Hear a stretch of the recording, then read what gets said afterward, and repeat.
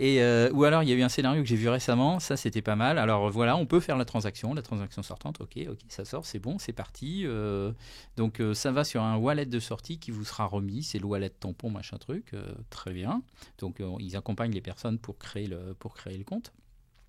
Et là derrière, nouveau coup de fil, et là c'est le superviseur de la blockchain qui a détecté une transaction suspecte non déclarée avec un gain excessif. Le superviseur de la blockchain. Eh ben voilà, bah oui, il a vu un montant, voilà, c'est pas possible. Voilà, vous avez vu combien de gains vous avez fait? Mais non, ça c'est, voilà, vous avez fraudé. Salut à tous et bienvenue sur le podcast de Cryptost. Alors comme vous pouvez le voir, nouveau setup, nouveau studio de podcast. Et aujourd'hui j'interviewe Marc Bouzy. Marc était cofondateur de Broker Defense. C'est ça. Enchanté. Alors vous aidez les particuliers victimes d'arnaques à récupérer leurs fonds quand cela est possible. Et aujourd'hui, on va parler des arnaques les plus farfelues qui peuvent arriver dans la crypto. Et on a parlé un petit peu en off juste avant. Il y en a quand même des pas mal. Il y a du lourd. Et on va proposer un top 5. Le but de cet épisode, c'est aussi de faire de la prévention. Petit message avant que l'épisode ne commence, vous pouvez vous abonner à la chaîne Cryptostalk, c'est la chaîne secondaire de Cryptost où on publie une semaine en avance tous les épisodes de podcast. Ceci étant dit, on commence avec Marc, avec le top 5 des arnaques. Tu m'avais dit que l'arnaque la plus qui arrive le plus souvent finalement, c'est l'arnaque par téléphone. Ouais, par téléphone. Alors, ça peut surprendre parce qu'on dit Web3 et hop, téléphone. Ouais. Bah, du coup, là, on passe dans le filaire cuivré à la blockchain. Ouais. Et en fait, c'est le ressort est vraiment essentiel. C'est-à-dire que c'est une arnaque qui va s'intéresser, qui va vraiment cibler des personnes qui ne sont pas des professionnels du Web3, qui sont des débutants, qu'on a entendu parler parce que maintenant, tout le monde a entendu parler de crypto. C'est un peu mainstream comme nom, même si la plupart des gens ne savent pas exactement ce que c'est. Et derrière, ces personnes se font démarcher par téléphone. Il y a un premier contact téléphonique, c'est le call à froid pour essayer d'accrocher la personne. Voilà, vous connaissez un peu la crypto, nous on est une société d'investissement, on est tout ce qu'on peut imaginer. Et derrière, quand la personne accroche, hop, ça passe sur le vrai commercial entre guillemets, bon effectivement l'escroc, qui lui va sortir son discours et va accrocher la personne, va lui envoyer derrière du mail, va l'inviter à aller sur un site internet et c'est là où on fait la bascule. C'est-à-dire qu'il y a la première accroche qui est vraiment le téléphone, c'est le point de bascule. Et là, globalement, le scénario est toujours à peu près le même. C'est-à-dire que ça commence par un petit paiement pour démarrer, une petite somme. Alors ça peut être 50 €, ça peut être 100 €. En ligne, pas par téléphone, vraiment par carte bancaire, sur une plateforme. Sur une plateforme, effectivement, mais souvent, la personne est prise en main, toujours avec la personne au téléphone. D'accord. Je vais vous accompagner. Et là, Est-ce que c'est la même d'ailleurs que celle qui a appelé au début ou c'est vraiment un réseau? Alors c'est un réseau et en fait il y a la première personne qui fait le premier filtre initial qui elle se prend 99% de refus. D'accord. Donc voilà, on imagine qu'une personne qui fait du call à froid, elle se manger des refus toute la journée, intellectuellement elle est cramée, elle peut rien faire d'autre. Et derrière il y a la vraie personne, le vrai escroc, enfin le vrai escroc, le level plus au-dessus, qui prend que les personnes qui ont mordu à l'hameçon. D'accord. Voilà. Comme dans une société classique finalement avec. C'est exactement pareil. C'est la même organisation, ils n'ont rien inventé en fait. On prend ce qui marche ailleurs et on le duplique, sauf qu'il n'y a pas de produit. Okay. Le produit, c'est la victime en fait. Ouais. Et donc là, derrière, ce qui se passe, c'est que la première transaction, souvent, c'est une CB, c'est quelque chose d'assez simple, c'est même pas forcément hyper crypto, mais ça permet de mettre le pied dedans. Psychologiquement, quand on met le doigt dans l'engrenage, on est ferré et là c'est cuit. Alors là, il y a un délai, c'est pas immédiat, ça prend quelques jours. Voilà, vous investissez 100 €, machin, vous mettez sur notre plateforme, vous verrez, c'est super bien. Ça va faire des gains. Et ça veut dire que les escrocs en question ont quand même développé une plateforme fonctionnelle. Alors ils utilisent des plateformes, ils utilisent des sites web plus ou moins bien faits. Alors là, il y a toute la gamme. Il y a la Rolls jusqu'à la version extrêmement primitive. Et donc la version extrêmement primitive, tout est dans la tête de la victime. Okay. C'est-à-dire que ça se passe avec des mails. Ça veut dire que ça va être le mail. Ok, on a bien enregistré votre paiement de 50 €. L'opération est lancée. Vous allez recevoir le résultat dans 3 jours. Okay, et dans 3 jours, deuxième mail. Ça fait 20 € de bénéfice. C'est génial.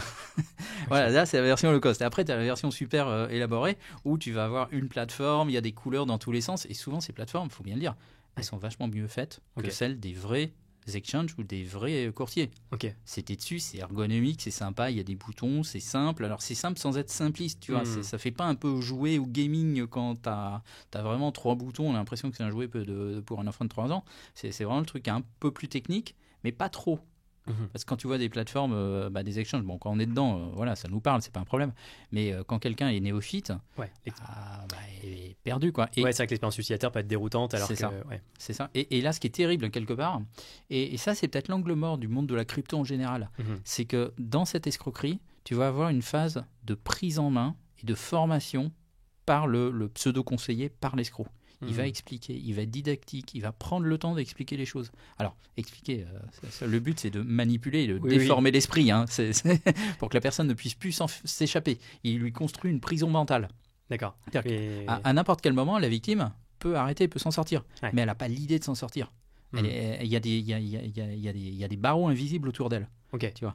Et après, une fois que ça s'est fait, arrive la deuxième phase où ça marche vachement bien la crypto, donc là, il faut mettre un peu plus. Mais donc, pour mettre plus, il faut ouvrir un compte. Alors là, la personne, l'escroc, va guider la victime et va l'accompagner pour ouvrir un vrai compte sur une vraie société. Donc ça va être du Binance, du Crypto.com, du Kraken, du n'importe quoi, mais un truc mainstream, tu vois. La personne va faire tout le processus de KYC. D'accord. C'est-à-dire que la personne, elle va, avec son adresse mail, créer un compte sur Binance. C'est ça. Et en fait, l'arnaqueur, lui, avoir accès à ce compte-là. Même pas. Pas besoin. D'accord. Pas besoin, tout est dans la tête de la victime. Ouais. On est sur de l'ingénierie sociale, tu es sur du hack de cerveau. Ouais. Donc en fait, si tu veux, tu n'as aucune solution technique ou technologique pour protéger le wallet. Parce qu'en fait, c'est la personne elle-même qui crée son wallet. Elle est toute contente, il y a quelqu'un qui lui a montré comment créer un wallet. C'est génial. Ouais. Et ça, pour le coup, c'est vrai. Ouais. Après, elle met de l'argent dessus, ça pour le coup c'est vrai, elle le convertit, alors USDT, Bitcoin, en général du mainstream. D'accord. Ils vont pas chercher des trucs exotiques parce que sinon ça... Ils vont perdre. Ouais, mais ça colle pas, c'est la crypto, quand on est débutant, novice, on va pas acheter le shitcoin exotique qui cote 0,12 milliardième de centimes en se disant on va faire un fois 12 000 dans les 12 heures. Quoi. On prend un peu de Bitcoin pour s'entraîner, c'est sympa, on est tout content d'en acheter pour 20 €, c'est génial. Quoi. Ouais. Et donc ils font ça, les personnes sont hyper enthousiastes, ils font de la crypto, tu vois, accompagnés par des pros.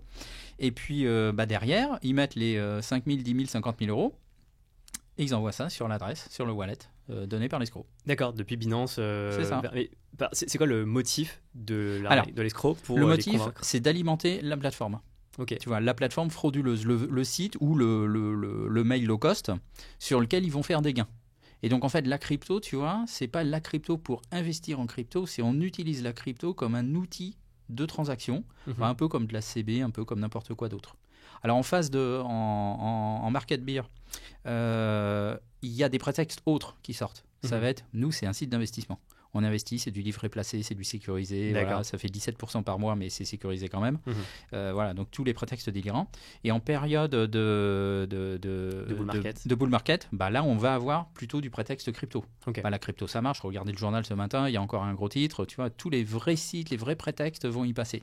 Donc ils en font acheter, par exemple, du Bitcoin en leur promettant après, si le Bitcoin est sur la plateforme, il pourra faire x2. C'est ça. Et donc là, ils vont rajouter un prétexte supplémentaire. Donc le Bitcoin, alors ils vont pas aller dans le stacking en disant, parce que là, du coup ils vont perdre la victime, mais ils vont expliquer que nous on a un livret d'épargne en Bitcoin. C'est génial, les livrets d'épargne en Bitcoin, ça booste de malade quoi. En fait tu vois tous les trucs comme ça où en fait on va prendre les codes de la vie courante et les calquer sur le Web3. D'accord. Parce qu'en fait les victimes elles n'ont pas les codes du Web3 mais elles ont les codes du monde d'avant. Et donc du coup quand on leur dit livret d'épargne, ça parle à tout le monde ça, le livret d'épargne. C'est nos arrière-grands-parents, ils avaient déjà le livret d'épargne. Donc personne va dire livret d'épargne c'est trop louche, je prends pas. Tu vois, alors que si tu dis à quelqu'un bon allez on va faire du stacking sur je sais pas quoi, t'as personne, tu perds tout le monde. On va la perdre. Et alors tu me disais que le niveau d'après ça va être finalement quand les taxes rentrent en jeu. Oui, alors les taxes. Il y a plusieurs scénarios possibles. Soit c'est la victime qui se dit c'est pas mal, j'ai mis 20 000, 10 000 euros, je suis à 100 000, 200 000 euros de gain. Moi j'aimerais faire ma sortie pour profiter de mon argent. Voilà. Alors là du coup, là c'est le début des problèmes quand il y a c'est le début des problèmes. Le mot sorti là en général c'est la fin de tout. Donc la demande de retrait, il faut faire une demande, formulaire, machin, il y a des délais, voilà, donc déjà on gagne du temps. Et là, c'est bloqué. Alors c'est bloqué, plusieurs scénarios possibles. Soit c'est bloqué parce qu'il faut payer une taxe de sortie, soit il faut payer des impôts et taxes sur les gains qui ont été faits. Alors là, on passe outre le fait que les impôts, on les paye à l'État, on les paye pas à la plateforme, mais ça, plus c'est gros, plus ça passe. Mais plus c'est gros, plus ça passe. Et ou alors il y a eu un scénario que j'ai vu récemment, ça c'était pas mal. Alors voilà, on peut faire la transaction sortante, ok, ça sort, c'est bon, c'est parti. Donc ça va sur un wallet de sortie qui vous sera remis, c'est le wallet tampon machin truc, très bien. Donc ils accompagnent les personnes pour créer le compte. Et là derrière, nouveau coup de fil, et là c'est le superviseur de la blockchain qui a détecté une transaction suspecte non déclarée avec un gain excessif. Le superviseur de la blockchain. Eh ben voilà, bah oui, il a vu un montant, voilà, c'est pas possible. Voilà, vous avez vu combien de gains vous avez fait? Mais non, ça c'est, voilà, vous avez fraudé. Voilà, et donc là, on va avoir tous les arguments d'autorité qui vont débarquer. Alors, avec plus ou moins des usurpations d'autorités diverses et variées, toujours dans le prétexte de faire payer des taxes, des cautionnements, ce genre de choses. Mais aussi, il faut avoir en tête qu'ils y vont quand même assez mollo sur les usurpations de personnes publiques. Parce que ça, en général, les autorités apprécient assez peu. Et c'est un prétexte à vraiment motiver des enquêtes assez lourdes et sévères. Ouais. Donc il y a un type qui faisait ça, qui s'était spécialisé, il prenait des noms de policiers, d'agents du fisc, et carrément il les usurpait. C'est des gens qui existaient vraiment, qui étaient en poste. Et du coup, il envoyait des faux documents à l'entête de la police, à l'entête de la gendarmerie, à l'entête du fisc, signés de une signature inventée, mais avec le vrai nom de la personne. Voilà. Donc les personnes qui recevaient ça étaient dans tous leurs états, quoi, des menaces assez fortes de poursuites pénales, de condamnation, mais ils doivent payer 40% de je sais pas combien dans un délai assez court.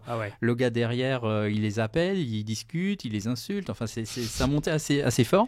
Ouais. Et donc lui, il s'est fait arrêter. D'accord. Il s'est fait arrêter, il est passé en jugement, c'était je crois en mars 2023. Un Français. Alors c'est un franco-israélien, donc il s'est fait arrêter sur la plage en faisant du volley à Tel Aviv. Donc il a été extradé, donc c'est la police israélienne qui l'a arrêté à la demande du procureur de Paris. Il a été extradé, il est passé en jugement. Il a pris 5 ans ferme. Et voilà, donc voilà, bon, il a fait un peu de détention préventive avant, mais donc lui, il a pris le maximum. D'accord. C'est quand même assez fou. Et alors, bon, c'était que le premier cas. Maintenant, on va passer au deuxième cas. C'est quand finalement les hackers se font passer un peu pour des autorités.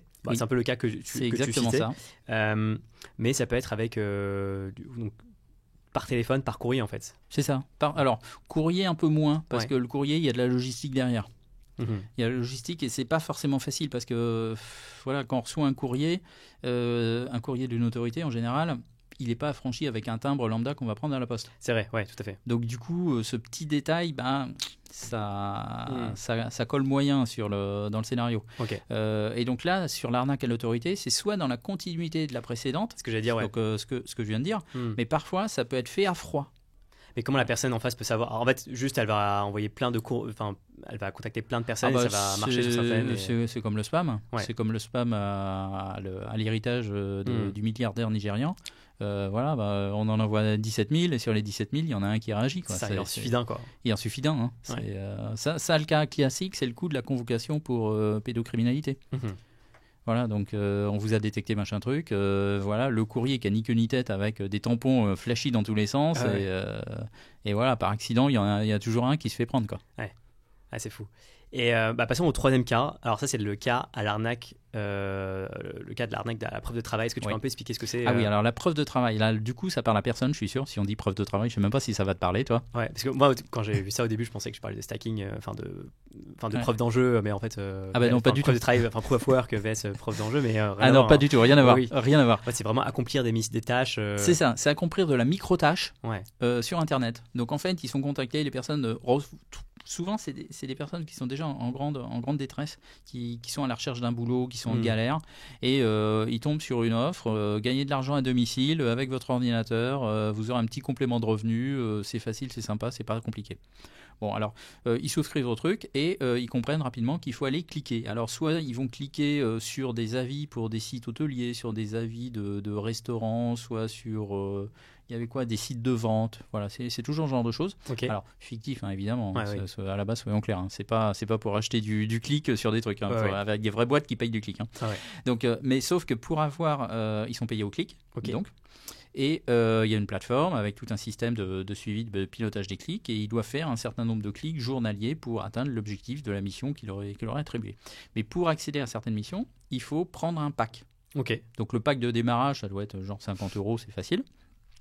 Et pour avoir alors ce qui leur permet de gagner 3 francs 6 sous. Hein, donc en gros, on parle de gens qui payent pour avoir accès à des missions dans l'objectif de gagner de l'argent. C'est ça, exactement. Et donc les missions plus rémunératrices, il faut acheter le pack à 200 €, à 500 €, à 600, 700 €. Voilà. Et là, du coup, ça permet de gagner un petit peu plus que quelques pouillèmes de centimes par clic. Ça permet de gagner quelques euros ou quelques dizaines d'euros. Donc voilà, sur le long terme, c'est pas mal. On peut passer quelques heures là-dessus. Et donc là, il y a deux variantes. Ça, soit la variante où effectivement les personnes reçoivent réellement l'argent et sont en gain assez rapidement, c'est-à-dire que leur investissement est rapidement couvert et arrivent à faire des gains et à les retirer. D'accord. Alors le point commun de l'arnaque de travail, à chaque fois que j'en ai vu, ça marchait toujours en USDT et en TRC20. D'accord. Parce que du coup, tu as des frais faibles et tu as des flux dans tous les sens. Est-ce que tu peux expliquer comment la crypto rentre en jeu? Parce que tu parlais de Alors, l'USDT. tout se fait en crypto. C'est-à-dire le pack doit s'acheter en crypto. D'accord. Donc, ils doivent acheter le pack crypto et ils reçoivent leur rémunération en crypto. Ok. Voilà, donc tout Ils passe reçoivent là-dessus. vraiment de la Et rémunération? ils la reçoivent vraiment. Ok. C'est-à-dire que moi, j'ai des victimes qui ont retiré leur rémunération. D'accord. Qui ont retiré. Donc là, je te dis, il y a deux scénarios. Soit ils l'ont retiré et du coup, ils sont en bénéfice et en gain à chaque étape. Donc du coup, c'est bien, ils cliquent et c'est pas mal, ils sont Mais quel contents. est l'objectif des... Ah bah attends, ça vient. Ouais. Ça, c'est la préparation, la mise en jambe. Ah ouais. Parce Ou qu'ils font exprès en fait de leur donner de l'argent pour espérer le exactement, récupérer. c'est l'appât. D'accord. Ou alors, deuxième scénario, ok, ils gagnent, mais en fait, le prix du pack était tel qu'ils sont toujours en négatif. D'accord. Donc, ça les pousse à aller acheter le pack supérieur. Ok, il en manque 200 € pour être en gain, mais s'ils prennent le pack à 500 € de plus, du coup, ils vont combler ces 200 €, mais ils seront à 700 € en négatif sur le pack supérieur. Ok. Et donc, mais pour combler les 700 €, il faut prendre le pack à 3000 €. Ok. Voilà, mais C'est sans fin. voilà, c'est sans fin. Donc ça, c'est avec la boule de neige de l'endettement. Et, ou alors, ils sont réellement en gain. Et là, du coup, après, ils achètent le pack ultime à 10 000 ou 15 000 €. Et là, c'est tout. Ah oui, d'accord, ok. En fait, ils leur font croire qu'on peut vraiment retirer l'argent dans le but C'est ça. Et une fois qu'ils ont fait le paiement des 10 000 ou 15 000, ils retournent sur la plateforme. Et là, il n'y a plus personne, il n'y a plus rien, plus de son ni d'image, il n'y a plus rien à cliquer. Et là voilà, les 15 000 sont partis. Et donc là, ils comprennent que tout l'argent qu'ils ont eu au début, c'était dans le but de prendre les 15 000. Donc sur les 15 000, les autres, ils sont en gain net de 14. Hein. Ils ont balancé 1 000 €, ils s'en foutent. Hein. Ok, waouh. Voilà, donc ça c'est l'arnaque à la preuve de travail et il y a plein de variantes. Donc il y a les sites de vente en ligne, tu avais des sites de chaussures. Là, celui que j'ai vu il y a 2 jours là, avant de venir ici, c'était quoi? C'était un site de voyage.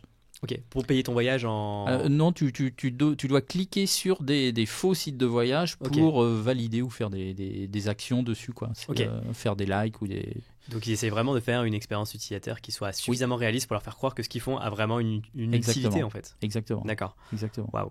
Bon, après, ça reste un peu douteux parce que quelque part, se faire rémunérer pour cliquer, tu te dis quel est le modèle économique derrière ça, quoi. T'es un peu dans le faux avis ou dans le faux clic quand même à la base. Oui, tout à fait. Tout à fait. C'est à la base, bon, c'est... Et puis se faire rémunérer en crypto aussi, ça sent, bon... Ça pue un peu l'arnaque. Ça sent que t'as pas de contrat de travail, quoi. Donc, ouais, c'est vrai. Voilà, quoi, c'est tombé du camion. Hein, donc, Tout à fait. Alors, passons maintenant au dernier cas, donc le 5e. Tu parlais d'usurpation d'identité pendant les bull runs, ce que tu m'as dit ça en off. Oui. Et tu m'as envoyé d'ailleurs pas mal de documents de la plateforme blockchain.com. Blockchain.com. Alors, blockchain.com, c'est une plateforme qui a eu un coup de génie et un coup de... qui est quasiment un coup de malchance, c'est leur nom. Ils ont un nom qui est absolument génial pour Web3, mais du coup, c'est la cible numéro 1 pour toutes les usurpations. Crypto.com aussi, du coup. Crypto, beaucoup moins. En fait, je dirais 90-95% des usurpations, c'est blockchain.com. D'accord. Ah oui, c'est massif et depuis des années. Je sais même pas comment ils arrivent à gérer ce truc. Ils ont dû faire un dépôt de plainte général et puis tous les jours, ils doivent compléter avec des nouvelles informations, quoi. Et donc, en fait, là, en période de bull run, les escrocs vont se faire passer pour des conseillers de crypto.com, de Kraken, de blockchain.com, etc. Pour leur dire, c'est bon, investissez chez nous, regardez la blockchain, la crypto, ça monte, c'est fou, quoi. Allez-y, on a des produits sécurisés pour vous, on vous ouvre un compte, je suis votre interlocuteur, n'ayez pas peur, je serai disponible tout le temps, on va se faire des calls réguliers, on va planifier des calls 2 fois par semaine, ça va bien se passer. Et puis évidemment, ça se passe mal. Donc les personnes mettent de l'argent et on retombe un peu sur l'arnaque au téléphone, mais là, du coup, avec usurpation. Et usurpation, il y a 2 variantes. Soit usurpation, et alors là, il y a celle qui est assez vicieuse. Par exemple, ils vont usurper crypto.com et ils vont faire ouvrir un compte chez crypto.com. Et du coup, la personne, elle ouvre son compte chez crypto.com et elle est convaincue de discuter avec les employés de crypto.com. Mais en fait, pas du tout. Oui. Voilà. Et donc, voilà. Et donc, du coup, c'est dans ce cas de figure-là, par exemple, que les personnes peuvent leur demander leur code pour accéder au compte. D'accord. Et puis, du coup, les personnes se disent, oui, c'est la personne avec qui j'ai ouvert mon compte. C'est normal, il en a besoin, il fait la maintenance, il fait je sais pas quoi. Voilà, il dépoussière les wallets. Donc c'est vraiment ça l'arnaque, c'est-à-dire que finalement, tu te fais passer pour crypto.com, blockchain.com en tant qu'arnaqueur, et ensuite l'arnaqueur va demander, créditez votre compte sur ces plateformes-là, achetez de la crypto-monnaie, et ensuite le hacker se connecte et draine le wallet. C'est ça. Ok, waouh. C'est ça. Alors la connexion n'est pas forcément simple, tu vois. Donc parfois ils vont foutre un smart contract qui va, ils vont demander à la personne d'ouvrir un deuxième wallet, souvent un trust wallet ou un truc décentralisé, pour pouvoir foutre un smart contract qui va vider le wallet à chaque fois que la personne met de l'argent dessus. Ok. Tu vois, il y a un SaaS, parce que du coup, si c'est un tiers qui se connecte à un compte Binance ou Crypto.com, il y a quand même des checks de vérification, c'est pas si facile. Tu vois, il y a vérification mail, téléphone, tu vois, tu as des doubles authentifications. Voilà. Mais c'est vicieux parce que du coup, les escrocs vont demander aux personnes de sécuriser le compte en créant une double authentification. Donc, ils vont donner des conseils de sécurité. Et conseils de sécurité qui, au demeurant, sont pertinents. Parce qu'en gros, l'escroc, il va garder le code de 2FA pour accéder, pour avoir la double vérification. Soit ça, soit comme l'ingénierie sociale. Comme il sait qu'il est dans le cerveau de la victime. Il sait comment la sécuriser. Il sait qu'en fait, la personne, même si elle sécurise tout comme il faut, va tranquillement envoyer l'argent sur un wallet pourri que lui va récupérer. C'est fou. Bon, on a vu quand même 5 cas qui sont apparemment 5 cas d'école auxquels vous êtes confrontés assez régulièrement avec Broker Defense. Toi, c'est quoi le cas le plus what the fuck que tu n'as jamais vu, le plus bracadabrantesque Écoute, j'ai un cas là qui nous est arrivé il y a quelques jours. C'était le cas, je dirais, c'est plus l'arnaque au carré, l'arnaque au cube, c'est l'arnaque au degré 17. C'est la personne qui était victime une première fois, qui est victime à la retape, qui est enfermée là-dedans, et qui se fait recontacter par la police des polices de la blockchain. Alors pardon, la retape, on n'a pas trop parlé, mais c'est en fait, c'est quand la même équipe revient. La retape, c'est suite à l'arnaque initiale. Là, la personne, elle a compris, il y a plus d'ambiguïté possible, elle sait qu'elle a été arnaquée. Et là, il y a un chevalier blanc qui débarque. Ça, c'est le cas numéro 4 d'ailleurs, on est obligé de le citer. C'est vrai qu'on est passé vite. Donc, ce chevalier blanc, il débarque de nulle part. Bon, évidemment, il est en lien avec les premiers escrocs.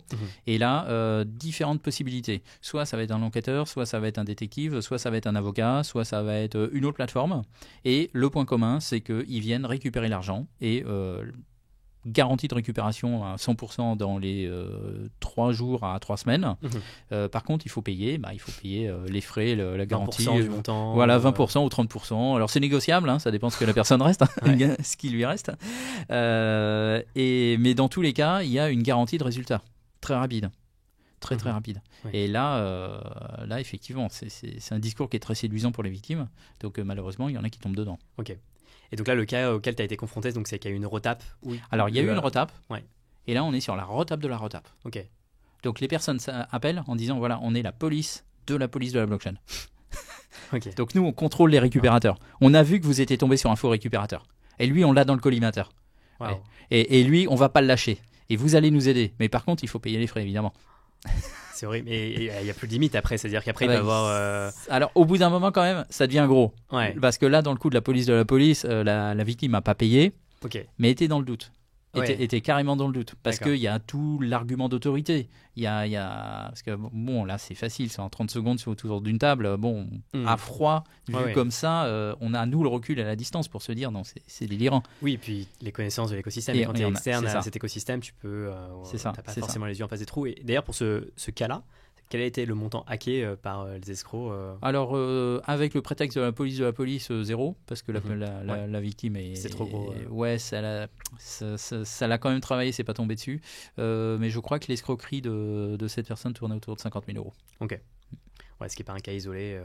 Non, ce qui est pas... On est à peu près dans la moyenne, en fait. Et d'ailleurs, c'est quoi le profil des personnes en général qui se font escroquer Alors, je dirais que le profil, on est sur une tranche d'âge qui va entre 55 ans et 75 ans. Donc, typiquement, c'est des personnes qui sont en fin de carrière, début de retraite. Alors ça, c'est l'âge dans lequel on va avoir les grands mouvements de fonds. Donc déjà, c'est l'âge à laquelle on a de l'argent. Parce que tout simplement, on est épargné toute sa vie. Et donc, logiquement, à 55 ans, on a plus d'argent qu'à 25. Déjà, mécaniquement, donc ça en fait une cible plus intéressante. Et puis, c'est l'époque où soit on prépare la retraite, soit on vient juste de la prendre. Donc souvent, si on habite dans un appartement dans une grande ville, on peut avoir envie de vendre son appart pour aller se prendre un petit pavillon à la campagne ou un petit peu au vert sans être au fin fond de la campagne. Donc c'est le moment où on fait les grands mouvements de fonds, les grandes opérations, j'allais dire d'une vie, mais c'est un peu ça. Et donc là, quand il y a des flux, les personnes sont vulnérables. Parce qu'ils vont avoir des flux tampons qui sont destinés à être investis, mais il y a des délais d'attente et ils peuvent avoir de la liquidité pour 6 mois, 1 an, 2 ans. Ils ne savent pas quoi en faire. Justement, c'est là où ils tombent dedans. Ok. Donc j'ai l'impression que c'est un schéma assez classique c'est vraiment un pattern. Ouais, c'est un pattern. Et vous, à partir de quel montant ça devient sérieux? C'est-à-dire à partir de quel montant les gens vont vous solliciter et vous allez rentrer dans la course pour essayer de récupérer les fonds? Alors, il y a une question de cohérence entre le montant perdu et la légitimité des actions engagées. Ok. C'est sûr que si on vient avec un litige à 50 ou à 100 euros, bon, Oui. il n'y a rien à faire, il faut s'asseoir dessus. Mhm. Après, dans une démarche de défense, dans une stratégie de défense, il y a plusieurs étapes. Et donc, en fonction du montant, les personnes ne vont pas aller jusqu'au bout de toutes les étapes, mais peuvent s'arrêter avant, mais peuvent quand même engager quelque chose. Par exemple, la première étape, ça va être, qui est dans tous les cas indispensable, c'est le dépôt de plainte. Mhm. Donc le dépôt de plainte, nous on peut les aider, on peut faire du modèle de dépôt de plainte, on a des partenariats avec des avocats justement pour sécuriser ça. Ou alors ça peut être fait en gratuit, on peut les gendarmeries, il y a tout un tas de moyens de porter plainte de manière relativement efficace. Donc ça, la première étape, c'est accessible à tout le monde. Et ça, en plus, c'est intéressant de vraiment que tout le monde porte plainte parce que ça permet d'avoir un effet de détection des arnaques, de signalement, donc ça aussi c'est important. Et après, engager des actions, ça dépend quel type d'action, quel type de procédure. Est-ce que c'est tout de suite un avocat qui va prendre la main? Est-ce que on a des cibles identifiées sur lesquelles on peut tenter de la négociation? Est-ce que directement il faut aller au tribunal? Voilà, il y a pas mal de questions à se poser. Et d'autant plus avec le Web3 et la crypto, on a besoin d'une expertise et d'une analyse sur le traçage des fonds. Ok. Qu'est-ce qui s'est passé? Donc nous, on a cette expertise, on utilise des outils on avait commencé à développer des outils, donc on a quelques outils un petit peu primitifs mais qui fonctionnent toujours. Okay. On utilise des licences avec des sociétés américaines qui ont des bases de données extrêmement, extrêmement puissantes et on va être amené à faire ce type d'analyse et d'expertise, sachant qu'il y a beaucoup de monde qui fait ce genre de choses et il y a à boire et à manger, clairement. Donc, parce que, la question que je me pose, c'est finalement... tu vois, une personne qui s'est faite escroquer, c'est quoi déjà la probabilité que les autorités arrivent à retrouver la personne qui l'a escroqué? À retrouver la personne, c'est très rare. Ouais. Parce que du coup, à partir du moment où retrouver la personne, c'est très rare, comment tu arrives à récupérer tes fonds une fois que tu t'es Alors, la personne, c'est très rare. Par contre, il y a quand même des indices et des éléments qui restent un petit peu partout. C'est-à-dire qu'on est sur des réseaux structurés avec des intermédiaires, donc intermédiaires de paiement notamment.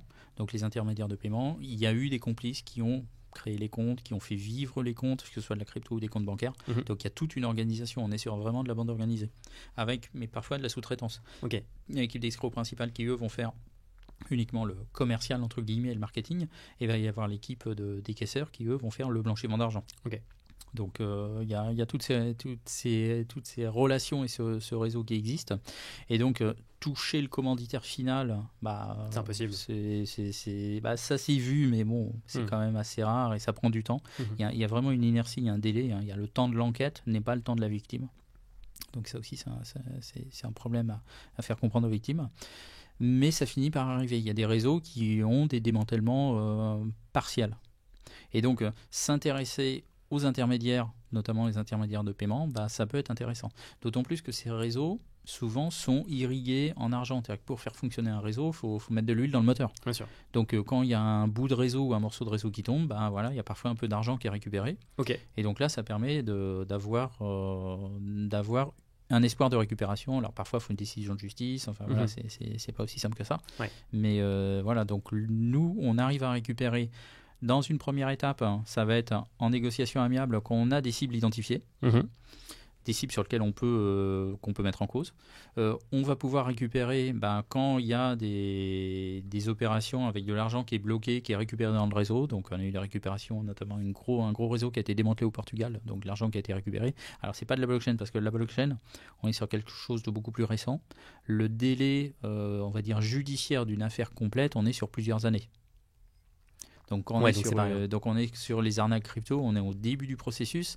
Et la crypto, le problème, c'est pas le problème, c'est bien en soi. C'est que on est sur une réglementation qui est naissante, qui commence à se mettre en place. On n'a pas de jurisprudence.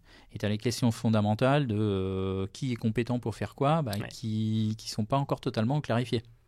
Donc du coup, en ce moment, il y a un foisonnement, il y a plein de gens qui vont avec leur stratégie d'attaque et de défense. Bon, il y en a plein qui vont se planter, il y en a qui auront raison. Mais le problème, c'est qu'on ne sait pas lesquels. Voilà, donc aujourd'hui, on est sur cette phase où ça part dans tous les sens, ça attaque dans tous les sens, ce que je trouve bien. Moi, je suis pour la concurrence dans les stratégies d'attaque.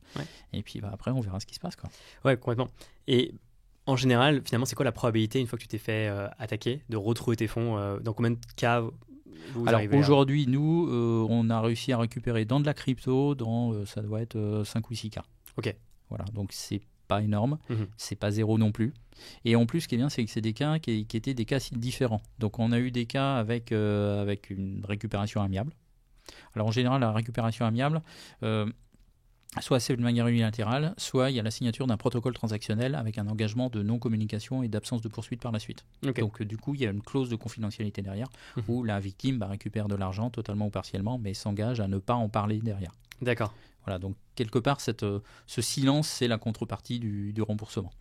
Et puis derrière, l'opérateur qui s'est fait un petit peu avoir ou qui a vu qu'il y avait un trou, du coup, ça lui permet de mettre à jour ses procédures sans forcément se prendre un avertissement assez sévère du régulateur. Quand tu dis l'opérateur, c'est par exemple la plateforme qui s'est fait La plateforme usurper, alors pas qui a été usurpée, mais la plateforme qui a été, par exemple, qui a encaissé les fonds du côté de l'escroc. Okay. Voilà, parce que du coup, là, quand on arrive à démontrer que tel compte a eu une activité totalement criminelle, voilà, ça fait désordre. C'est que la procédure KYC, elle a été pas tout à fait bien faite. Okay. On a eu également le cas de figure autre où ça a été l'escroc qui a ouvert le compte à la place de la victime. Okay. Donc il a usurpé la victime pour l'ouverture du compte. Donc là, on a pu récupérer parce qu'on a pu montrer que la procédure KYC, elle n'a pas été très très fouillée parce qu'ils auraient pu se rendre compte que c'était pas la victime qui a ouvert le compte. En effet, là dans ce cas-là, c'est quand même un cas un peu Voilà, donc là aussi, voilà, mais ça on voit bien qu'on est sur un cas exceptionnel. C'est-à-dire le genre de truc sur une plateforme, il se fait avoir une fois, il se fera pas avoir deux fois. Ouais. Derrière, il met en place la procédure qui va bien et c'est fini, quoi. Donc, Et